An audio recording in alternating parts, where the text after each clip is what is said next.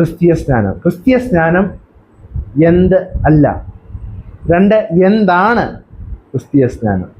3, ഈ സ്നാനത്തിലൂടെ എന്താണ് സംഭവിച്ചത്. 4, അതിൽ നമ്മൾ എന്ത് ചെയ്യണം. 4 കാര്യങ്ങളാണ്. 1, എന്തല്ല. 2, എന്താണ്. 3, എന്താണ് സംഭവിച്ചത്. 4, കർത്താവിൽ ഏറ്റവും പ്രിയപ്പെട്ടവരെ, നമുക്ക് ഒരുമിച്ച് ഇന്ന് ഈ പ്രയർ മീറ്റിങ്ങിൽ കൂടി വരുവാൻ ദൈവം സഹായിച്ചതുകൊണ്ട് ദൈവത്തിന് സ്തോത്രം അർപ്പിക്കുന്നു. ഇന്ന് നമ്മോടുകൂടെ പ്രിയപ്പെട്ട ഫിലോമോൻ കോശി അച്ഛൻ സംബന്ധിക്കുന്നത് ഏറ്റവും സന്തോഷകരമാണ്. അച്ഛനെ നിങ്ങൾക്ക് ആർക്കും പരിചയപ്പെടുത്തേണ്ട കാര്യമില്ല എന്നെനിക്കറിയാം. കാരണം നമ്മുടെ ഇടവകയിൽ വന്ന് ശുശ്രൂഷ നിർവഹിച്ചിട്ടുണ്ട്. തന്നെയുമല്ല, നമുക്കെല്ലാം വളരെ പ്രിയങ്കരനായ പരിചിതനായ നമ്മുടെ ഏറ്റവും ആദരണീയനായ PT കോശി അച്ഛൻ്റെ മകൻ എന്ന നിലയിൽ ആ കുടുംബവുമായുള്ള നമ്മുടെ വ്യക്തിപരമായ ബന്ധങ്ങളിലൂടെ പ്രിയപ്പെട്ട അച്ഛനുമായി നമ്മൾ ഏറ്റവും അടുത്ത ഒരു സൗഹൃദം കാത്തു സൂക്ഷിക്കാനായിട്ട് ഇടയാകുന്നു എന്നത് ഏറ്റവും സന്തോഷകരമായ കാര്യമാണ്. പ്രിയപ്പെട്ട അച്ഛൻ വളരെ പഠിച്ചുകൊണ്ടിരിക്കുന്ന കാലം മുതൽ തന്നെ ഒരുമിച്ച് കാണുന്നതിനും ഒരുമിച്ച് സൗഹൃദം പങ്കിടുന്നതിനുമൊക്കെ ഇടയായത് ഓർക്കുകയാണ്. PT കോശി അച്ഛൻ ഓതറ എബനേസർ ഇടവകയുടെ വികാരിയായിരിക്കുമ്പോൾ, ഞാൻ അന്ന് ഡിഗ്രിയൊക്കെ പഠിക്കുന്ന സമയമാണ്. അച്ഛൻ വളരെ ജൂനിയറാണ്. ആ സമയത്ത് ഞങ്ങൾ ഉമിയാറ്റുകര പള്ളിയിൽ പപ്പ ശുശ്രൂഷ ചെയ്യുന്ന കാലഘട്ടമാണ്. അന്നു മുതലുള്ള നല്ല സ്നേഹ സൗഹൃദങ്ങൾ ഈ നാളുകളിൽ ഇതുവരെയും കാത്തു സൂക്ഷിക്കുവാനായിട്ട് ഇടയായി. ഇന്ന് നമ്മുടെ ഈ ഒരു കൊച്ചു പ്രയർ മീറ്റിങ്ങിൽ വന്ന് സംബന്ധിക്കുന്നതിന് അച്ഛനെ ക്ഷണിച്ചു. അച്ഛനോട് ഇങ്ങനെ ഈ ഒരു പ്രയർ മീറ്റിങ്ങിനെ കുറിച്ച് പറഞ്ഞു. അച്ഛൻ അത് വളരെ സ്നേഹപൂർവ്വം സന്തോഷപൂർവ്വം അത് സ്വീകരിച്ചു. വളരെ ജോലി തിരക്കുകളുടെയും ടീച്ചിങ്ങിൻ്റെയും ഒക്കെ പശ്ചാത്തലത്തിലാണ് അച്ഛനിപ്പോൾ നിൽക്കുന്നത്. പ്രത്യേകിച്ച് കൊമ്പാടി ഇൻസ്റ്റിറ്റ്യൂട്ടിലെ ഒരു അധ്യാപകൻ എന്ന നിലയിൽ അച്ഛൻ്റെ ശുശ്രൂഷകൾ ഈ നാളുകളിലൊക്കെ സഭയ്ക്കും സമൂഹത്തിനുമൊക്കെ വളരെ അനുഗ്രഹകരമായി തീരുന്നു. പ്രിയപ്പെട്ട അച്ഛനെ തിരക്കുകളുടെ മധ്യത്തിൽ നമ്മളോടുകൂടെ ആയിരിക്കുന്നതിൽ ഏറ്റവും സന്തോഷം. വളരെ സ്നേഹപൂർവ്വം സ്വാഗതം ചെയ്യുന്നു. ഇന്ന് വന്നു ചേർന്ന എല്ലാവരെയും ഒരിക്കൽ കൂടെ സ്വാഗതം ചെയ്യുന്നു. വർഷത്തിൽ ഒന്നുകിൽ ജൂൺ മാസത്തിലോ അല്ലെങ്കിൽ സെപ്റ്റംബർ മാസത്തിലോ ഒരു പ്രാർത്ഥന സാധാരണ വെക്കുക പതിവാണ്. ഈ പ്രാവശ്യം 2 പ്രധാനപ്പെട്ട കാര്യങ്ങൾ. ഒന്ന്, ബർത്ത്ഡേ ജോയലിൻ്റെതുണ്ടായിരുന്നു. അതുകൂടാതെ ഈ ഓഗസ്റ്റ് മാസം 1-ാം തീയതി ഒരു മാസം തായ്ലൻഡിൽ അവന് ഒരു കോൺഫറൻസുമായിട്ട് ബന്ധപ്പെട്ട് പോവുകയാണ്. അപ്പം അവൻ പോകുന്നതിന് മുമ്പ് ഒരു പ്രാർത്ഥനയൊക്കെ വെച്ച് അത്തരത്തിലൊരു ക്രമീകരണമൊക്കെ ഒരുമിച്ചാകാമെന്ന് കരുതി ഇന്ന് ഇവിടെ ഈ ഏറിയ പ്രയർ മീറ്റിംഗ് വയ്ക്കുകയായിരുന്നു. ഇതിൽ എല്ലാ ക്രമീകരണങ്ങളും ചെയ്ത എല്ലാവരോടുമുള്ള പ്രത്യേകമായ സന്തോഷം അറിയിച്ചുകൊണ്ട് ബഹുമാനപ്പെട്ട അച്ഛനെ വളരെ ആദരപൂർവ്വം ഈ ധ്യാനത്തിനായിട്ട് ക്ഷണിക്കുന്നു. ത്രിയേക ദൈവത്തിന് സ്തുതി. അത്രയും ബഹുമാനപ്പെട്ട അച്ഛൻ, അച്ഛമ്മ, ദൈവജനമേ, നിങ്ങൾക്ക് എല്ലാവർക്കും ക്രിസ്ത്യേശുവിൻ്റെ നാമത്തിൽ എൻ്റെ സ്നേഹവന്ദനം. എന്നെയും ഇന്ന് നിങ്ങളുടെ ഈ കൂട്ടായ്മയിൽ പങ്കെടുക്കുവാൻ തക്കവണ്ണം ക്ഷണിച്ചതിന് അച്ഛനോട് നന്ദി പറയട്ടെ. ഈ അവസരം നൽകിയ ദൈവത്തിനോടുള്ള സ്തോത്രവും സ്തുതിയൊക്കെ അർപ്പിച്ചുകൊള്ളുന്നു. എനിക്കും ഇന്ന് ഈ പ്രാർത്ഥനാക്കൂട്ടത്തിൻ്റെ ഭാഗമായിരിക്കാൻ തക്കവണ്ണം ദൈവം നമ്മുടെ കൃപ നൽകിയല്ലോ.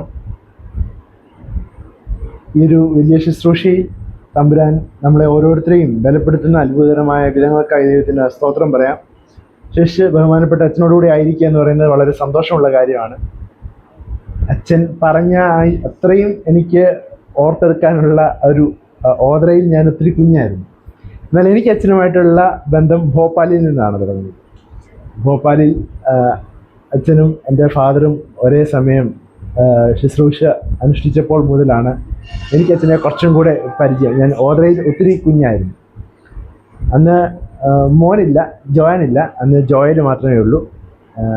ജോയാൻ അന്ന് പ്രഗ്നൻ്റ് ആയിരിക്കുമ്പോഴാണ് അവിടെ നിന്ന് പോകുന്നത്. അങ്ങനെ ഈ കുടുംബവുമായിട്ട് എനിക്ക് ബഹുമാനപ്പെട്ട അച്ഛനും കൊച്ചമ്മയും കുഞ്ഞുങ്ങളുമായിട്ട് വളരെ അടുത്ത ബന്ധം ഇപ്പോഴും പുലർത്തുവാൻ സാധിക്കുന്നു. വിശേഷിച്ച്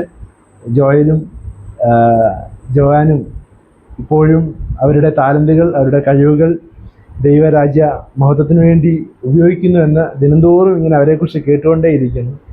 അങ്ങനെയുള്ള ആ ഒരു വലിയ സന്തോഷം ബഹുമാനപ്പെട്ട അച്ഛനോടും കൊച്ചമ്മയോടും മക്കളോടും എനിക്കിപ്പോഴും ഉണ്ട്. ഇന്ന് സഭയായിട്ട് ധ്യാനിക്കുന്നത് മാമോദീസായെക്കുറിച്ചാണ്, സ്നാനത്തെക്കുറിച്ചാണ്. ബഹുമാനപ്പെട്ട അച്ഛൻ രാവിലെ അത് പറഞ്ഞു, പള്ളിയിൽ പ്രസംഗിച്ച് കാണുമെന്ന് എനിക്ക് ഉറപ്പാണ്. എങ്കിലും അത് സഭ വളരെ ഇമ്പോർട്ടൻ്റ് ആയിട്ട് കണക്കാക്കുന്ന ഒരു ടോപ്പിക്കാണ്. വളരെ പ്രാധാന്യം അർഹിക്കുന്ന ഒരു പഠന മേഖലയാണ്. അതുകൊണ്ട് തന്നെ അത് വീണ്ടും വീണ്ടും പറയുവാൻ ആവശ്യമായിരിക്കുന്നു. കൊലോസി ലേഖനം 3-ാം അധ്യായം 1-ാമത്തെ വാക്യം, അപ്പോസ്തലനായ വിശുദ്ധ പൗലോസ് കൊലോസ്യർക്ക് എഴുതിയ ലേഖനം 3-ാം അധ്യായം 1-ാമത്തെ വാക്യം അതിനുള്ള കുറിവാക്യമായിട്ട് എടുക്കുവാൻ ഞാൻ താല്പര്യപ്പെടുകയാണ്. കൊലോസി ലേഖനം 3-ാം അധ്യായം 1-ാമത്തെ വാക്യം ആർക്കെങ്കിലും ഒരാൾക്ക് വായിക്കാമോ? ആകയാൽ നിങ്ങൾ ക്രിസ്തുവിനോടുകൂടെ ഉയർത്തെഴുന്നേറ്റിരിക്കുന്നുവെങ്കിൽ ക്രിസ്തു ദൈവത്തിന്റെ വലത്തുഭാഗമായ ഉയരത്തിലുള്ളത് മതി. ആകയാൽ നിങ്ങൾ ക്രിസ്തുവിനോടുകൂടെ ഉയർത്തെഴുന്നേറ്റിരിക്കുന്നുവെങ്കിൽ ക്രിസ്തു ദൈവത്തിൻ്റെ വലതുഭാഗത്ത് ഇരിക്കുന്ന ഇടമായ ഉയരത്തിലുള്ളത് അന്വേഷിക്കും. പ്രാർത്ഥിക്കാം. വചനമാകുന്ന ദൈവമേ, അത്ഭുതമേറിയ വചനത്തിനായി സ്തുതി. നിന്റെ വചനത്തെ നിങ്ങൾ ധ്യാനിക്കുമ്പോൾ എത്രയും സൂക്ഷ്മതയോടെ ഇരിപ്പാൻ, ആ വചനപ്രകാരം ജീവിക്കുവാൻ ഞങ്ങളെ സഹായിക്കുമാറാകണമേ. ഞങ്ങളുടെ പാറയും മുന്നെടുപ്പുകാരുമായ യഹോവേ, അടിയൻ്റെ വായിലെ വാക്കുകളും ഞങ്ങളുടെ ഹൃദയങ്ങളിലെ ധ്യാനവും നിനക്ക് എപ്പോഴും പ്രസാദകരമായിരിക്കുമാറാകണമേ. ആമേൻ. 4 കൊച്ചു ചിന്തകൾ വളരെ ചുരുങ്ങിയ സമയം കൊണ്ട് പങ്കുവെച്ച് ഞാൻ എൻ്റെ വാക്കുകൾ അവസാനിപ്പിച്ചുകൊള്ളാം. സ്നാനമാണ്, മാമോദീസയാണ് നമ്മുടെ വിഷയം. 4 കൊച്ചു ചിന്തകൾ എത്രയും പെട്ടെന്ന് പങ്കുവെച്ച് ഞാൻ എൻ്റെ വാക്കുകൾ അവസാനിപ്പിച്ചുകൊള്ളാം. 1, എന്ത് അല്ല ക്രിസ്തീയ സ്നാനം? ക്രിസ്തീയ സ്നാനം എന്ത് അല്ല. 2, എന്താണ് ക്രിസ്തീയ സ്നാനം? 3, ഈ സ്നാനത്തിലൂടെ എന്താണ് സംഭവിച്ചത്? 4, അതിൽ നമ്മൾ എന്ത് ചെയ്യണം? 4 കാര്യങ്ങളാണ്. 1, എന്തല്ല. 2, എന്താണ്. 3, എന്താണ് സംഭവിച്ചത്. 4, നമ്മൾ എന്ത് ചെയ്യണം. 1, എന്തല്ല ക്രിസ്തീയ സ്നാനം. ഇത് നിങ്ങൾ മനസ്സിലാക്കേണ്ടത് വളരെ ഇമ്പോർട്ടൻ്റ് ആണ്. യോഹന്നാൻ സ്നാപകനാൽ യേശു ക്രിസ്തു യോർദാൻ നദിയിൽ വെച്ച് സ്നാനമേറ്റിട്ടും, യേശു സ്നാനമേറ്റത് യേശുവിൻ്റെ 30-ാമത്തെ വയസ്സിലായിരുന്നിട്ടും നമ്മൾ എന്തിനാണ് ശൈശവ സ്നാനത്തെ കുറിച്ച് സംസാരിക്കുന്നത്, പഠിപ്പിക്കുന്നത്? യേശുവിൻ്റെ സ്നാനം 30-ാമത്തെ വയസ്സിലാണ്. പിന്നെ നാം എന്തിനാണ് 30 ദിവസം പ്രായമുള്ള കുഞ്ഞിനെ മാമോദിസ മുക്കുന്നത്, അല്ലെങ്കിൽ 30 ആഴ്ച പ്രായമുള്ള കുഞ്ഞിനെ നമ്മൾ എന്തിനാണ് മാമോദിസ മുക്കുന്നത്? എന്തല്ല മാമോദിസ അല്ലെങ്കിൽ ക്രിസ്തീയ സ്നാനം എന്ന് മനസ്സിലാക്കേണ്ടത് വളരെ ഇമ്പോർട്ടൻ്റ് ആണ്. യോഹന്നാൻ യോർദാൻ നദിയിൽ വെച്ച് യേശു തമ്പുരാനെ കഴിപ്പിച്ച മാമോദിസ അല്ല ക്രിസ്തീയ സ്നാനത്തിൻ്റെ അടിസ്ഥാനം. ക്രിസ്തീയ സ്നാനം നമ്മൾ നടത്തുന്നത് യേശു ക്രിസ്തു യോഹന്നാൻ സ്നാപകനാൽ സ്നാനമേറ്റതുകൊണ്ടല്ല. ഇത് ക്രിസ്തീയ സ്നാനത്തിൻ്റെ ബേസ് ആണ് എന്ന് നിങ്ങൾ തെറ്റിദ്ധരിച്ചു പോകരുത്. പലപ്പോഴും ഇതിന് ഉദാഹരിക്കുന്ന അല്ലെങ്കിൽ ഇത് ബലപ്പെടുത്തുവാൻ വേണ്ടി പറയുന്ന ഒരു വാക്യം 1 പത്രോസ് 2-ാം അധ്യായം 21-ാമത്തെ വാക്യമാണ്. ക്രിസ്തു നിങ്ങൾക്ക് പിന്തുടരുവാനൊരു മാതൃക വെച്ചേച്ച് പോരുന്നു. എന്നാൽ ഇത് സ്നാനത്തെക്കുറിച്ചല്ല. ക്രിസ്തു മാതൃക വെച്ചേച്ച് പോയി എന്ന് പറയുന്നത് 30-ാമത്തെ വയസ്സിൽ സ്നാനമേറ്റു, അതുകൊണ്ട് നിങ്ങൾ 30-ാമത്തെ വയസ്സിൽ സ്നാനമേൽക്കണം എന്ന മാതൃകയല്ല വെച്ചേച്ച് പോയത്. ആ വാക്യം മുഴുവൻ വായിച്ചാൽ അറിയാം, ക്രിസ്തു നിങ്ങൾക്ക് വേണ്ടി കഷ്ടം അനുഭവിച്ചിരിക്കാൻ നിങ്ങൾക്ക് പിന്തുടരുവാനൊരു മാതൃക വെച്ചേച്ച് പോയിരുന്നു. ക്രിസ്തുവിൻ്റെ കഷ്ടതയാണ് നിങ്ങൾക്കുള്ള മാതൃക. ക്രിസ്തു ജഡത്തിൽ കഷ്ടം അനുഭവിച്ച് 4-ാം അധ്യായം 1-ാം വാക്യം 1 പത്രോസ് 4:1. ക്രിസ്തു ജഡത്തിൽ കഷ്ടം അനുഭവിച്ചിരിക്കുന്നതുകൊണ്ട് നിങ്ങളും ആ ഭാവം തന്നെ ആയുധമായി ധരിപ്പീൻ. അതുകൊണ്ട് കഷ്ടതയാണ്, ക്രിസ്തുവിൻ്റെ കഷ്ടതയാണ് മാതൃകയായിട്ട് പറഞ്ഞത്, സ്നാനത്തെക്കുറിച്ചല്ല. യോഹന്നാൻ സ്നാപകന്റെ സ്നാനം മാനസാന്തരത്തിനുള്ള സ്നാനമായിരുന്നു, മാനസാന്തര സ്നാനമായിരുന്നു. അപ്പോസ്തലനായ പൗലോസ് എഫെസോസിലെത്തുമ്പോൾ അവിടെ വിശ്വാസികളെ കാണും. അപ്പോസ്തല പ്രവർത്തന പുസ്തകം 19-ാം അധ്യായം 1 മുതലുള്ള വാക്യങ്ങൾ. അപ്പല്ലോസ് കൊരിന്തിലിരിക്കുമ്പോൾ പൗലോസ് ഉൾപ്രദേശങ്ങളിലൂടെ സഞ്ചരിച്ച് എഫെസോസിലെത്തുന്നു. അവിടെ കുറച്ച് വിശ്വാസികളെ കാണുന്നു. അപ്പോൾ പൗലോസ് അവരോട് ചോദിക്കുന്നു, നിങ്ങൾക്ക് പരിശുദ്ധാത്മാവ് ലഭിച്ചിട്ടുണ്ടോ? അപ്പോൾ വിശ്വാസികൾ പറയുന്നു, ഈ പരിശുദ്ധാത്മാവ് എന്താണെന്ന് പോലും ഞങ്ങൾ കേട്ടിട്ടില്ല. പൗലോസ് ചോദിക്കുന്നു, നിങ്ങൾ സ്നാനം ഏത് സ്നാനമാണ് നിങ്ങൾ ഏറ്റത്? അപ്പോൾ ആ വിശ്വാസികൾ പൗലോസിനോട് പറയുന്നു, ഞങ്ങൾ യോഹന്നാന്റെ സ്നാനമാണ് ഏറ്റത്. പൗലോസ് പറയുന്നു, അതല്ല ക്രിസ്തീയ സ്നാനം. യോഹന്നാൻ കഴിപ്പിച്ചത് മാനസാന്തരത്തിന് വേണ്ടിയുള്ള സ്നാനമാണ്. അപ്പോസ്തല പ്രവർത്തന പുസ്തകം 19-ാം അധ്യായം 1 മുതലുള്ള വാക്യങ്ങൾ. യോഹന്നാൻ കഴിപ്പിച്ചത് മാനസാന്തരത്തിന് വേണ്ടിയുള്ള സ്നാനമാണ്. ക്രിസ്തീയ സ്നാനം യേശുക്രിസ്തുവിന്റെ നാമത്തിൽ സ്നാനമേൽക്കണം എന്നും പറഞ്ഞ് പൗലോസ് അപ്പോസ്തലൻ അവരെ വീണ്ടും യേശുക്രിസ്തുവിന്റെ നാമത്തിൽ സ്നാനം കഴിപ്പിക്കുന്നു. അതുകൊണ്ട് ക്രിസ്തീയ സ്നാനത്തിന്റെ അടിത്തറ യോഹന്നാൻ സ്നാപകൻ നടത്തിയ സ്നാനമല്ല. പിന്നെ എന്തിനാണ് യേശുക്രിസ്തു യോഹന്നാൻ സ്നാപകനാൽ സ്നാനമേറ്റത്? 3 കാര്യങ്ങളാണ് അതിൽ പങ്കുവെക്കാനുള്ളത്. ഒന്ന്, യോഹന്നാൻ എഴുതിയ സുവിശേഷം 1-ാം അധ്യായം 31-ാമത്തെ വാക്യം. ഇത് ജനങ്ങൾക്ക് തന്നെ വെളിപ്പെടുത്തുവാൻ വേണ്ടിയാണ് കർത്താവ് യോഹന്നാൻ സ്നാപകനാൽ സ്നാനമേറ്റത്. 33-ാമത്തെ വാക്യം, യോഹന്നാനെ തന്നെ വെളിപ്പെടുത്തുവാൻ വേണ്ടിയാണ് കർത്താവ് യോഹന്നാൻ സ്നാപകനാൽ സ്നാനമേറ്റത്. യോഹന്നാന് ദൈവം പറഞ്ഞു, ഒരുവൻ നിന്റെ അടുക്കൽ വരും, അവൻ സ്നാനമേറ്റ് കഴിഞ്ഞ ഉടനെ അവന്റെ മേൽ പ്രാവ് പോലെ പരിശുദ്ധാത്മാവ് ഇറങ്ങി വരുന്നത് നിങ്ങൾ കാണും. അപ്പോൾ മനസ്സിലാക്കിക്കോണം, അവനാണ് ഈ ലോകത്തിലേക്ക് വരുവാനുള്ളവൻ. ഇത് യേശുവിൽ കണ്ടപ്പോഴാണ് യോഹന്നാൻ മനസ്സിലായത്, ഇവനാണ് യോഹന്നാൻ വരുവാനുള്ളവൻ. എന്നിട്ടാണ് അവനെക്കുറിച്ച് ഉദ്ഘോഷിക്കുന്നത്, ഇതാ ലോകത്തിന്റെ പാപത്തെ ചുമന്നൊഴിക്കുന്ന ദൈവത്തിന്റെ കുഞ്ഞാട്. അപ്പോൾ യോഹന്നാന് മനസ്സിലാകണം, ലോകത്തിന് മനസ്സിലാകണം.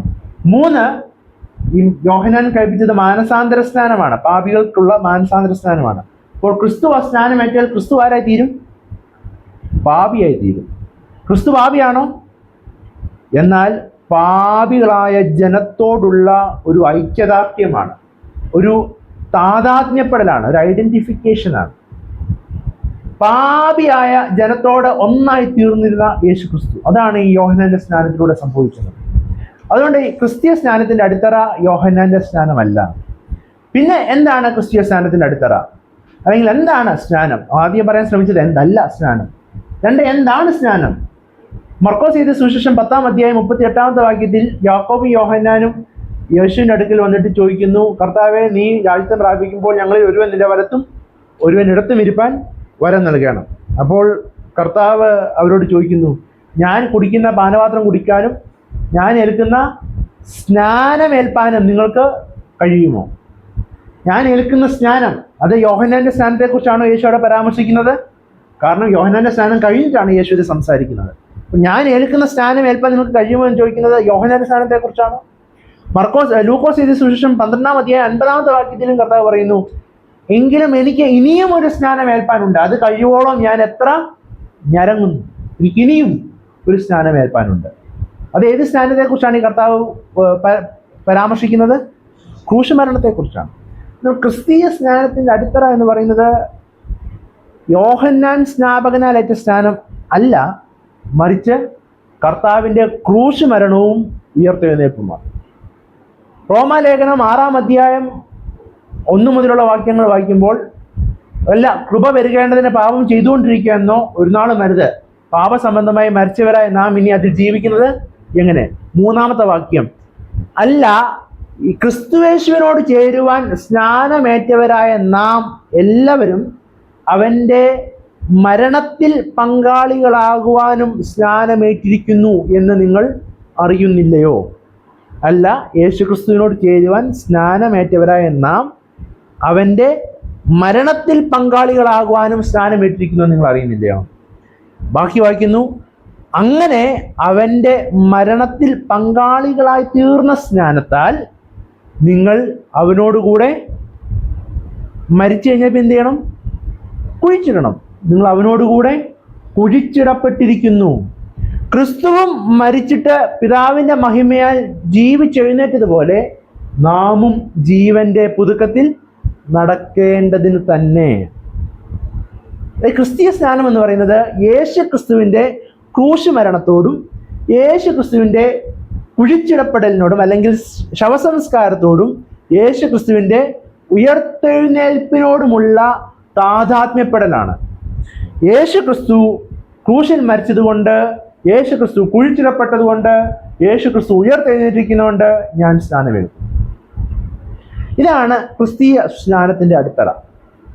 യേശുക്രിസ്തുവിന്റെ സ്നാനം എന്ന് പറയുന്നത് യോർദാൻ നദിയിൽ വെച്ചല്ലായിരുന്നു. യേശുക്രിസ്തു സ്നാനം എന്ന് പറയുന്നത് കാൽവരി ക്രൂശിൽ വെച്ചായിരുന്നു. മൂന്നാമത്തെ ചിന്ത, ഒന്ന് ഞാൻ പറഞ്ഞത് എന്തല്ല, രണ്ട് ഞാൻ പറയുന്നത് എന്താണ്. മൂന്നാമത്തെ ചിന്ത, എന്താണ് ഈ സ്നാനത്തിലൂടെ സംഭവിച്ചത്? എന്താണ് ഈ സ്നാനത്തിൽ ഉണ്ടായത്? എഫേസി ലേഖനം 2-ാം അധ്യായം 4 മുതലുള്ള വാക്യങ്ങൾ. കരുണാസമ്പന്നനായ ദൈവമോ നമ്മെ സ്നേഹിച്ച മഹാസ്നേഹ നിമിത്തം അതിക്രമങ്ങളാൽ മരിച്ചവരായിരുന്ന നമ്മെ ക്രിസ്തുവിനോട് കൂടെ ജീവിപ്പിക്കുകയും കൃപയാൽ അത്ര നിങ്ങൾ രക്ഷിക്കപ്പെട്ടിരിക്കുന്നത്. ക്രിസ്തുയേശുവിൽ നമ്മോടുള്ള വാത്സല്യത്തിൽ തൻ്റെ കൃപയുടെ അത്യന്ത ധനത്തെ വരും കാലങ്ങളിൽ കാണിക്കേണ്ടതിന് അവനോടുകൂടെ ഉയർപ്പിച്ച് സ്വർഗത്തിൽ ഇരുത്തുകയും ചെയ്തു. കൃപയാൽ അത്ര നിങ്ങൾ വിശ്വാസം മൂലം രക്ഷിക്കപ്പെട്ടിരിക്കുന്നത്. ആ ഭാഗം നിങ്ങൾക്ക് മനസ്സിലായോ? ഒന്നും കൂടെ പറയാം. എന്താണ് മാമോദീസയിലൂടെ സംഭവിച്ചത്, അല്ലെങ്കിൽ എന്താണ് ക്രൂശമരണത്തിലൂടെ സംഭവിച്ചത് എന്നുള്ളതാണ്. കരുണാസമ്പന്നനായ ദൈവം നമ്മെ സ്നേഹിച്ച ദൈവത്തിൻ്റെ മഹാസ്നേഹം കൊണ്ട് അതിക്രമങ്ങളാൽ മരിച്ചവരായിരുന്ന നമ്മൾ അതിക്രമങ്ങളാൽ മരിച്ചവരായിരുന്നു. ആ നമ്മെ ക്രിസ്തുവിനോട് കൂടെ ജീവിപ്പിച്ചു. നിങ്ങൾ രക്ഷിക്കപ്പെട്ടിരുന്നത് എങ്ങനെയാണ്? കൃപയാലാണ്.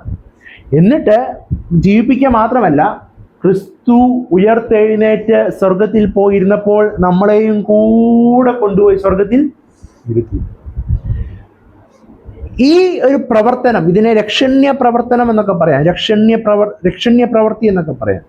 ഈ രക്ഷണ്യ പ്രവൃത്തി നടന്നത് നമ്മളുടെ ആരുടെയും വിശ്വാസം കൊണ്ടല്ല.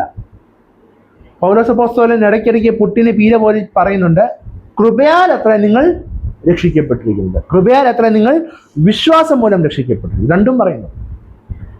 അതുകൊണ്ട് ഇത് എൻ്റെ വിശ്വാസം കൊണ്ടോ എൻ്റെ ഭക്തി കൊണ്ടോ ഒന്നും നേടിയെടുത്തതല്ല ഈ രക്ഷ. നിങ്ങൾ രക്ഷിക്കപ്പെട്ടിട്ടുണ്ടോ? ഈ ചോദ്യം നമ്മൾ പലപ്പോഴും കേൾക്കാറുള്ളതല്ലേ. നിങ്ങൾ രക്ഷിക്കപ്പെട്ടതാണോ? ആണെന്ന് പറഞ്ഞാൽ ഉടനെ അടുത്ത ചോദ്യം വരും, എപ്പോഴാണ് രക്ഷിക്കപ്പെട്ടത്? 1995 ഇന്ന ദൈവദാസന്റെ പ്രസംഗം കേട്ടപ്പോഴാണോ ഞാൻ രക്ഷിക്കപ്പെട്ടത്? ഞാൻ രക്ഷിക്കപ്പെട്ടത് ഞാൻ അതിക്രമങ്ങളാൽ മരിച്ചവനായിരുന്നപ്പോൾ ക്രിസ്തു എനിക്ക് വേണ്ടി മരിച്ചത് മൂലമാണ്. എൻ്റെ വിശ്വാസം കൊണ്ടല്ല ഞാൻ രക്ഷിക്കപ്പെട്ടിരിക്കുന്നത്. എൻ്റെ ഭക്തി കൊണ്ടോ എൻ്റെ സമ്മതമോ അറിവോ കൊണ്ടോ ഒന്നുമല്ല ഞാൻ രക്ഷിക്കപ്പെട്ടത്. ഞാൻ രക്ഷിക്കപ്പെട്ടത് ക്രിസ്തു എന്നെ രക്ഷിച്ചതുകൊണ്ടാണ്. ഇതാണ് ക്രൂശിൽ നടന്ന സ്നാനത്തിൽ സംഭവിക്കുന്നത്.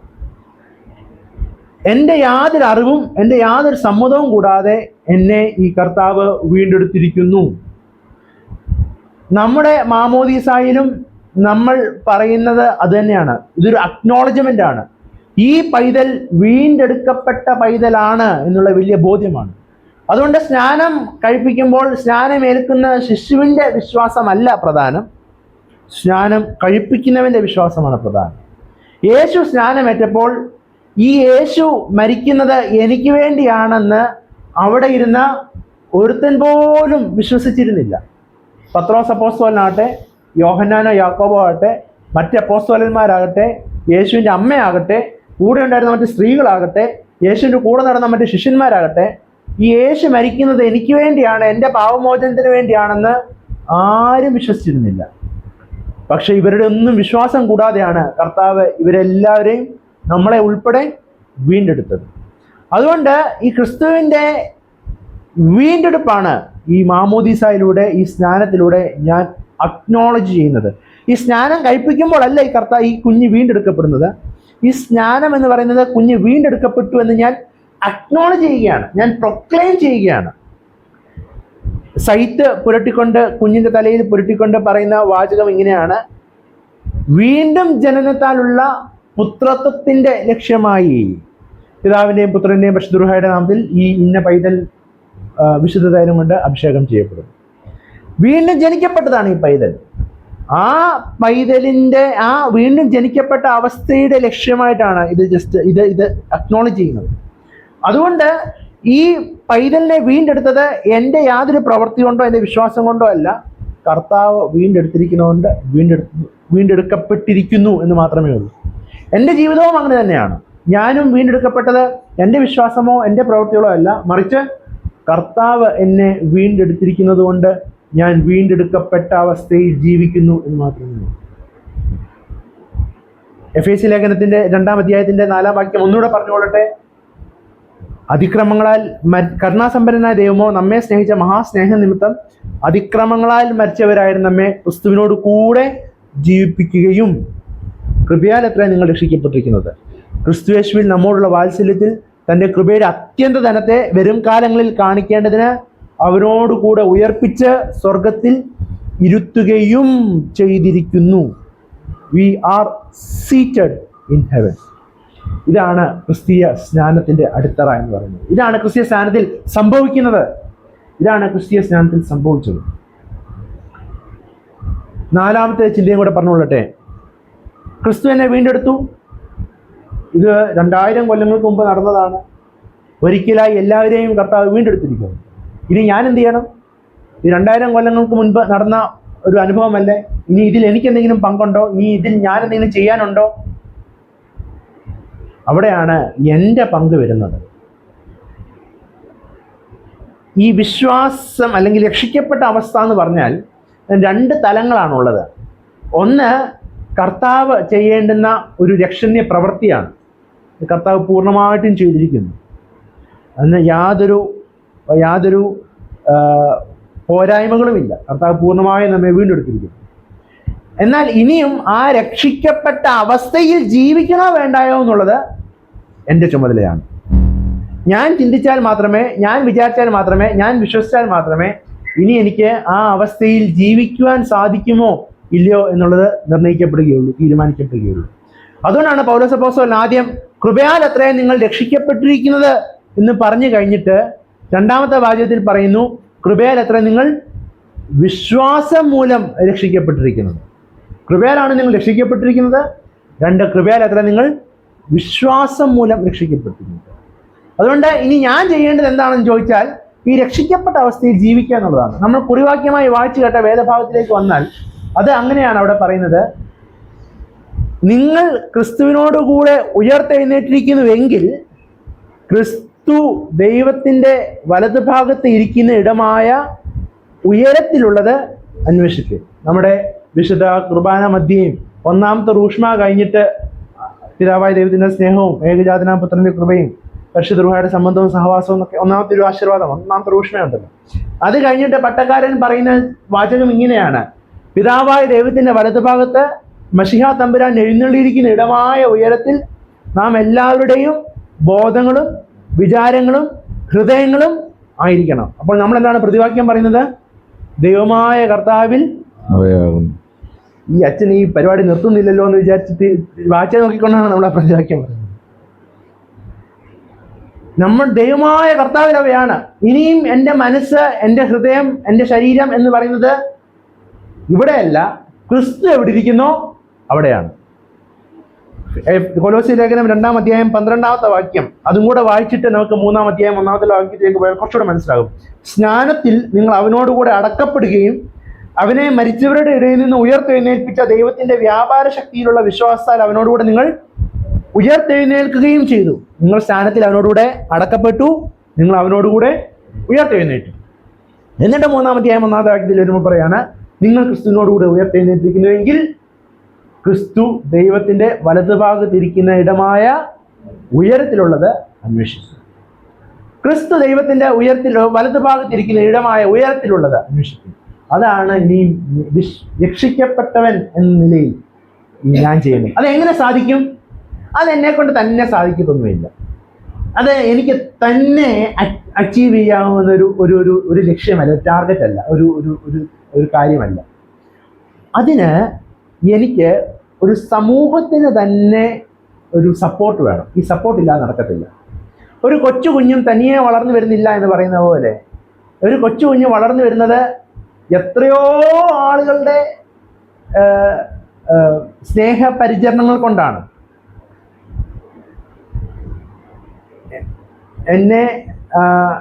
ഞാൻ ജനിക്കുന്നത് പഴഞ്ഞിയിലാണ്. ബഹുമാനപ്പെട്ട അച്ഛൻ ആ ഇടവകയിൽ പിന്നീട് ശുശ്രൂഷ ചെയ്തിട്ടുള്ളതാണ്. ഞാൻ ജനിക്കുന്നത് പഴഞ്ഞി ഇമ്മാനുവൽ പള്ളിയിൽ വെച്ചാണ് ഞാൻ ജനിക്കുന്നത്. അന്ന് എൻ്റെ ഫാദർ ഹോമിയോ അറിയാവുന്ന ഒരാളാണ്. കുറച്ച് ഹോമിയോ പ്രാക്ടീസ് ഒക്കെ ഉണ്ടായിരുന്നു. കുറച്ച് കഴിഞ്ഞ് അമ്മ അത് ചെയ്യാൻ തുടങ്ങി. അപ്പോൾ ധാരാളം ആളുകൾ ഇപ്പോൾ വീട്ടിൽ വരുമായിരുന്നു ഈ മരുന്ന് വാങ്ങിക്കാൻ വേണ്ടി. അപ്പോൾ എന്നെ നോക്കാൻ സമയമില്ല. രാവിലെ ആളുകൾ അപ്പം ഈ വരുന്ന ഏതെങ്കിലും സ്ത്രീയുടെ കയ്യിലോട്ട് എന്നെ എടുത്ത് കൊടുക്കും. എന്തുകൊണ്ട് ഒന്ന് നോക്കിയേക്കാൻ പറയും. എൻ്റെ വേറൊരാളോട് പറയും അടുപ്പത്തെ മറ്റേ ആ കല ഇരിപ്പുണ്ടൊന്ന് നോക്കിയേക്കണം എന്ന് പറയും. എന്നിട്ടാണ് ഈ വരുന്നവർക്ക് ഈ സാധനം എടുത്ത് കൊടുക്കുന്നത്. പിന്നെ ഒരു കുഞ്ഞ് വളർന്നു വരുന്നത് എത്രയോ ആളുകൾ ആ കുഞ്ഞിനെ പരിചരിക്കുന്നത് കൊണ്ടാണ്, എത്രയോ ആളുകൾ ആ കുഞ്ഞിനെ സ്നേഹിക്കുന്നത് കൊണ്ടാണ്. അങ്ങനെ നമുക്കും ഈ വിശ്വാസത്തിൽ വളർന്നു വരാൻ തന്നെ സാധിക്കത്തൊന്നുമില്ല. ചിലരെങ്കിലും പറഞ്ഞ് നിങ്ങൾ കേട്ടിട്ടില്ലേ, എനിക്ക് ആത്മീയതയുണ്ട്, ഞാൻ ദൈവത്തെ ആരാധിക്കുന്നുണ്ട്, അതിന് പക്ഷേ പള്ളിയിൽ പോകേണ്ട കാര്യമുണ്ടോ? വീട്ടിൽ നിന്ന് വേദപുസ്തകം വായിച്ചാൽ പോരെ, വീട്ടിൽ നിന്ന് പ്രാർത്ഥിച്ചാൽ പോരെ, അതിന് പള്ളിയിൽ പോയാലേ പ്രാർത്ഥന നടക്കും, ആരാധന നടക്കത്തുള്ളൂ. ഈ പറയുന്നവർ ഇവരുടെ മക്കളെ സ്കൂളിൽ വിട്ടാണോ പഠിപ്പിക്കുന്നത്, വീട്ടിലിരുന്നാണോ പഠിപ്പിക്കുന്നത്? വീട്ടിലിരുന്ന് സ്കൂളിലെ ബുക്കൊക്കെ വാങ്ങിച്ച് വീട്ടിലിരുത്തി കൊടുത്താൽ പോരെ, അവർ വീട്ടിൽ നിന്ന് പഠിച്ചാൽ പോരെ? ഈ കോവിഡ് കാലഘട്ടം സ്കൂളുകളൊക്കെ അടയ്ക്കപ്പെട്ടപ്പോൾ എത്രയും പെട്ടെന്ന് എങ്ങനെയൊക്കെ സ്കൂൾ തുറക്കാമെന്ന് ആലോചിച്ചുകൊണ്ടിരുന്നവരാണ്. അതൊന്നും നടക്കാഞ്ഞിട്ടാണ് അവർ ഓൺലൈൻ വിദ്യാഭ്യാസം ആരംഭിച്ചത്. ഇവർക്കാർക്കും വീട്ടിൽ നിന്ന് പഠിപ്പിക്കാൻ പറ്റത്തില്ലായിരുന്നോ? We grow in a corporate relationship. ഒരു സാമൂഹ്യമായ ബന്ധത്തിലാണ് നമ്മൾ ജീവിച്ചു വരുന്നത്. അതുകൊണ്ട് ഈ സഭയോട് ചേരുക എന്നുള്ളത് വളരെ ഇമ്പോർട്ടൻ്റ് ആണ്. തന്നെ ഒരു വിശ്വാസത്തിൽ ചിലപ്പോൾ നിങ്ങൾ ജീവിക്കാൻ സാധിക്കുമായിരിക്കാം, പക്ഷേ ഒരു കണ്ണി മുറിഞ്ഞു പോയാൽ അതോടുകൂടി ആ ഒരു ഫ്ലോ അവസാനിച്ചു പോകും. എന്നാൽ ഒരു വിശ്വാസ സമൂഹത്തിലാണെങ്കിൽ എന്നെ കൈപിടിച്ച് നടത്തിയ ധാരാളം ആളുകളുണ്ട്, ഞാൻ കൈപിടിച്ച് നടത്തിക്കൊണ്ടിരിക്കുന്ന ധാരാളം ആളുകളുണ്ട്. ഈ ഒരു വിശ്വാസ സമൂഹത്തിലാണ് നമ്മുടെ എല്ലാവരുടെയും നിലനിൽപ്പ്, നമ്മുടെ വിശ്വാസത്തിൻ്റെ പ്രത്യേകത. അതുകൊണ്ടാണ് ഈ എബ്രായ ലേഖനം 11-ാം അധ്യായത്തിൽ പൗലോസ് എബ്രായ ലേഖന കർത്താവ് പറയുന്നത്, വിശ്വാസം എന്നതോ ആശിക്കുന്നതിൻ്റെ ഉറപ്പും കാണാത്ത കാര്യങ്ങളുടെ നിശ്ചയവുമാകുന്നു. എന്നിട്ട് ഒരു വിശ്വാസ വീരന്മാരുടെ പട്ടിക ഇങ്ങനെ നിരത്തി വെച്ചിരിക്കുകയാണ്. വിശ്വാസാൽ ഹാനോക്ക്, വിശ്വാസാൽ നോഹ, വിശ്വാസാൽ അബ്രഹാം, വിശ്വാസാൽ ഇസാഖ്, വിശ്വാസാൽ യാക്കോബ്, വിശ്വാസാൽ യോസഫ്, വിശ്വാസാൽ മോശ, വിശ്വാസാൽ യോശുവ. ഇത്രയൊക്കെ പറഞ്ഞിട്ട് ഇത്രയും പറഞ്ഞ എഴുതിയപ്പോൾ തന്നെ ഈ എബ്രായ ലേഖനം എഴുതിയ ആളുടെ കൈ കുഴഞ്ഞു പോയി. പുള്ളി പറഞ്ഞു, അയ്യോ ഇനി എത്ര പേരെ കുറിച്ച് പറയാൻ കിടക്കുന്നു, ശാമുവേൽ, ഇബ്താഹ്, ദാനിയേൽ, ശിംശോൻ, ഇവരെ കുറിച്ച് ഒന്നും എഴുതാൻ ഇനി സമയം പോരാ. ചിലർ തീയുടെ ബലം കെടുത്തു, വാളിന്റെ വാക്കി തെറ്റി സിംഹങ്ങളുടെ വായടിച്ചു, യുദ്ധങ്ങൾ ജയിച്ചു, മരിച്ചവർക്ക് തങ്ങളുടെ മറ്റേ സ്ത്രീകൾക്ക് തങ്ങളുടെ മരിച്ചവരെ തിരികെ കിട്ടി. എന്നാൽ ഇതൊന്നുമല്ല, മരിച്ചുപോയവരും നഷ്ടപ്പെട്ടു പോയവരും ധാരാളമുണ്ട്. മറ്റു ചിലർ ഏറ്റവും നല്ലൊരു ഉദ്ധാനം ലഭിക്കേണ്ടതിന്, ഏറ്റവും നല്ലൊരു ഉയർത്തെഴുന്നേൽപ്പ് ലഭിക്കേണ്ടതിന് ഉദാഹരണം കൈക്കൊള്ളാതെ ഭേദ്യമേറ്റു. ഇങ്ങനെ വലിയ പട്ടികയാണ് അവിടെ 11-ാം അധ്യായത്തിൽ നിറച്ചു വെച്ചിരിക്കുന്നത്. എന്നിട്ട് 12-ാം അധ്യായം 1-ാമത്തെ വാക്യത്തിൽ പറയുകയാണ്, ആകയാൽ നാമും സാക്ഷികളുടെ ഇത്ര വലിയൊരു സമൂഹവും നമുക്ക് ചുറ്റും നിൽക്കുന്നത് കൊണ്ട് സകല ഭാരവും മുറുകെ പറ്റുന്ന പാപവും വിട്ട് നമുക്ക് മുൻപിൽ വെച്ചിരിക്കുന്ന ഓട്ടം സ്ഥിരതയോട് ഓടുക. ഞാൻ തന്നെയല്ല ഓടുന്നത്, ഈ ഒരു വലിയ സമൂഹം എൻ്റെ ചുറ്റും ഇങ്ങനെ നിൽക്കുകയാണ്, ഇവരുടെ മധ്യത്തിലാണ് ഞാൻ ഓടുന്നത്. അതുകൊണ്ട് ഈ ഒരു corporate relationship is very important. ആ ഒരു കോർപ്പറേറ്റ് റിലേഷൻഷിപ്പിൽ ഇല്ലാതെ ക്രിസ്തുവിൽ ദിനംതോറും പൂർണ്ണമായിട്ട് വളരാൻ സാധിക്കത്തില്ല. അതുകൊണ്ട് സ്നാനം എന്ന് പറയുന്നത് ഈ ക്രിസ്തുവിനോടും ക്രിസ്തുവിൻ്റെ ശരീരമായ സഭയോടുമുള്ള ഒരു യോജിപ്പാണ്. ക്രിസ്തുവിനോടും ക്രിസ്തുവിൻ്റെ ശരീരമായ സഭയോടുമുള്ള താതാത്മ്യപ്പെടലാണ്. ക്രിസ്തുവിൻ്റെ ക്രൂശുമരണത്തെയാണ് സ്നാനത്തിൻ്റെ അടിസ്ഥാനമെങ്കിൽ ക്രിസ്തുവിൻ്റെ ശരീരമായ സഭയോട് ചേരുന്നതും കൂടെയാണ് സ്നാനം. പിന്നെ ടെക്നിക്കാലിറ്റീസിലല്ല ഇതിൻ്റെ പ്രത്യേകത, എത്ര തുള്ളി വെള്ളം തലയിൽ വീണു എന്നതിലല്ല ഇതിൻ്റെ പ്രത്യേകത ഇരിക്കുന്നത്. നിങ്ങൾ മുഴുകൽ സ്നാനമാണോ തളിക്കൽ സ്നാനമാണോ ഏറ്റത് എന്നൊക്കെ ചോദ്യമില്ലേ. അങ്ങനത്തെ ഒരു ടെക്നിക്കാലിറ്റീസിലല്ല സ്നാനത്തിൻ്റെ ഒരു സക്സസ് റേറ്റ് ഇരിക്കുന്നതാണ്. ഞാൻ പറഞ്ഞല്ലോ, സ്നാനം എന്ന് പറഞ്ഞത് ക്രിസ്തു പൂർണ്ണമായിട്ട് നിർവഹിച്ചു കഴിഞ്ഞതാണ്. അതിൻ്റെ ഒരു പ്രൊക്ലമേഷൻ മാത്രമാണ് ഞാൻ ചെയ്യുന്നത്, അതിൻ്റെ ഒരു അക്നോളജ്മെൻറ്റ് മാത്രമാണ് ഞാൻ ചെയ്യുന്നത്. അതുകൊണ്ട് എൻ്റെ പ്രവൃത്തികളൊന്നും ഇതിന് കാരണമല്ല, ആരും പ്രശംസിക്കാതിരിക്കാൻ പ്രവൃത്തികളും കാരണമല്ല എന്ന് എഫേസ്യ ലേഖനം 2-ാം അധ്യായം 4 മുതലുള്ള വാക്യം താഴോട്ട് വായിക്കുമ്പോൾ കാണുന്നുണ്ട്. ആരും ഇതിൻ്റെ ഒരു പ്രവർത്തനങ്ങളും ഇതിൻ്റെ കാരണമല്ല. 2 വാക്യങ്ങളും കൂടെ അതിന് കൂട്ടായിട്ട് പറയാം. ഒന്ന് കൊരിന്ത്യർക്ക് എഴുതിയ ലേഖനം 10-ാം അധ്യായം 1 മുതലുള്ള വാക്യങ്ങൾ. അവിടെ പറയുന്നത് ഇസ്രായേൽ ജനം മേഘത്തിലൂടെയും വെള്ളത്തിലൂടെയും കടന്ന് സ്നാനമേറ്റ് മോശയോട് ചേർന്നു എന്നാണ്. ഇസ്രായേൽ ജനം സ്നാനമേറ്റത് മേഘത്തിലൂടെയും കടലിലൂടെയും വെള്ളത്തിലൂടെയും. അത് ഈ ചെങ്കടൽ കടന്ന കാര്യമാണ് പറയുന്നത്. അവിടെ ചെങ്കടൽ കടന്നപ്പോൾ ഇസ്രായേൽ മക്കളുടെ ആരുടെയെങ്കിലും തലയിൽ വെള്ളം വീണായിരുന്നോ? ഒരാളുടെ പോലും തലയിൽ ഒരു തുള്ളി വെള്ളം പോലും വീണില്ല. എന്നാൽ അവിടെ വെള്ളത്തിൽ മുങ്ങിപ്പോയ കുറേ പേരുണ്ട്. അവരാരെങ്കിലും മോശയോട് ചേരാൻ പറ്റിയോ സ്നാനമേറ്റിട്ട്? ആ മുങ്ങിപ്പോയവരുടെ സ്നാനമാണെന്ന് നമ്മൾ ആരെങ്കിലും പറയുമോ? പിന്നെയും 1 പത്രോസ് 3-ാം അധ്യായത്തിന്റെ 19-20 വാക്യങ്ങളിൽ പറയുന്നു, അല്പജനം എന്ന് വെച്ചാൽ 8 പേർ പെട്ടകത്തിൽ അല്പജനം എന്ന് വെച്ചാൽ 8 പേർ ജലത്തിൽ കൂടി രക്ഷ പ്രാപിച്ചു. ഇത് സ്നാനത്തിനൊരു മുൻകുറി. അന്നും ഈ പെട്ടകത്തിൽ ഉണ്ടായിരുന്ന 8 പേരുടെ തലയിൽ എത്രയെങ്കിലും വെള്ളം വീണായിരുന്നോ? ഒരു തുള്ളി വെള്ളം പോലും വീണില്ല. അന്നും മുങ്ങിപ്പോയ കുറേ പേരുണ്ട്. അതുകൊണ്ട് വെള്ളത്തിൽ മുങ്ങിയോ ഇല്ലയോ എന്നുള്ളതല്ല സ്നാനത്തിന്റെ അടിത്തറ. എത്ര തുള്ളി വെള്ളം തലയിൽ വീണു എന്നുള്ളതൊന്നുമല്ല സ്നാനത്തിന്റെ അടിത്തറ. ഇത് ഒരു പ്രൊക്ലമേഷനാണ്, ഇതൊരു സിംബോളിക് ആക്ട് ആണ്. ക്രിസ്തു എന്നെ വീണ്ടെടുത്തിരിക്കുന്നു എന്നുള്ള ഒരു വലിയ അക്നോളജ്മെന്റിന്റെ പ്രൊക്ലമേഷനാണ് ഇവിടെ നടക്കുന്നത്. അതുകൊണ്ട് 4 കാര്യങ്ങളാണ് ഞാൻ പറയാൻ ആഗ്രഹിച്ചത്. 1, എന്തല്ല ക്രിസ്തീയ സ്നാനം? യോഹന്നാൻ സ്നാപകനാൽ യേശു ക്രിസ്തു ഏറ്റ സ്നാനമല്ല ക്രിസ്തീയ സ്നാനത്തിന്റെ അടിത്തറ. 2, എന്താണ് ക്രിസ്തീയ സ്നാനം? ഇത് കർത്താവിന്റെ ക്രൂശുമരണവും ഉയർത്തെഴുന്നേൽപ്പുമാണ്. 3, അതിലൂടെ എന്താണ് സംഭവിച്ചത്? അതിലൂടെ സംഭവിച്ചത് എന്താണെന്ന് ചോദിച്ചാൽ, എൻ്റെ അറിവോ സമ്മതമോ വിശ്വാസമോ എൻ്റെ ഭക്തിയോ ഒന്നുമില്ലാതെ ഇരുന്നപ്പോൾ ഈ കർത്താവ് എന്നെ വീണ്ടെടുത്തു എന്നുള്ളതാണ് ഈ സ്നാനത്തിലൂടെ സംഭവിച്ചത്. 4, അത് ഞാൻ എന്ത് ചെയ്യണം? ഞാൻ ചെയ്യേണ്ടത് നമ്മൾ കുറിവാക്യമായി വായിച്ചു കേട്ട വേദഭാഗം, നിങ്ങൾ ക്രിസ്തുവിനോടുകൂടെ ഉയർത്തെഴുന്നേറ്റിരിക്കുന്നുവെങ്കിൽ ക്രിസ്തു ദൈവത്തിന്റെ വലത്ത് ഭാഗത്ത് ഇരിക്കുന്ന ഇടമായ ഉയരത്തിലുള്ളത് അന്വേഷിക്കണം. ഈ ഒരു വലിയ ചിന്തയാണ് ഇന്നത്തെ ദിവസം സഭയായിട്ട് പങ്കുവെക്കാനുള്ളത്. സ്നാനം, മാമോദീസ, ക്രിസ്തുവിനോടും സഭയോടും ചേരുക എന്നുള്ളതാണ് ഇന്ന് നമ്മൾ പങ്കുവെക്കാൻ ഉദ്ദേശിക്കുന്ന ചിന്ത. അതുകൊണ്ട് സ്നാനമേറ്റവരായ നാം ഓരോരുത്തരും വീണ്ടെടുക്കപ്പെട്ടവരാകുന്നു എന്നുള്ള വലിയ ബോധ്യം എപ്പോഴും ഉണ്ടാകണം. എനിക്ക് എങ്ങനെ തോന്നിയ പോലെ ഒന്നും ജീവിക്കാൻ എനിക്കിനിയും അവകാശമില്ല. ഞാൻ ആരാണ്? വീണ്ടെടുക്കപ്പെട്ട പൈതലാണ്. ക്രിസ്തുവിന്റെ രക്തം മൂലം ക്രിസ്തു വിലയ്ക്ക് വാങ്ങിയ പൈതലാണ്. അതുകൊണ്ട് സ്നാനമേറ്റവരായ നാം എല്ലാവരും ആ ഒരു അനുഭവത്തിൽ ജീവിക്കുവാൻ തക്കവണ്ണം കർത്താവ് നമ്മളെ ബലപ്പെടുത്തുകയും ശക്തിപ്പെടുത്തുകയും ചെയ്യുമാറാകട്ടെ. ഒരു പാട്ടുപാടി നമുക്ക് സ്തോത്ര കാഴ്ചയെടുക്കാം. നാമത്തിൽ ചോദിക്കും കാര്യങ്ങൾ പുത്രന്റെ നാമത്തിൽ ചോദിക്കും കാര്യം. നാം മഹത്വത്തിനായി ജീവിപ്പാൻ പ്രവർത്തിപ്പാൻ അവിടുന്ന് സഹായിക്കണം. മാനവും മഹത്വവും അവിടുന്ന് തന്നെ എടുക്കണം. യേശുവിൻ നാമത്തിൽ തന്നെ.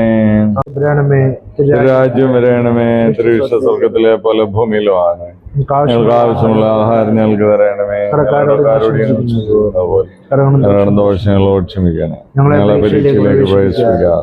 ഞങ്ങളെ ദുഷ്ടനിൽ രക്ഷിക്കണമേ.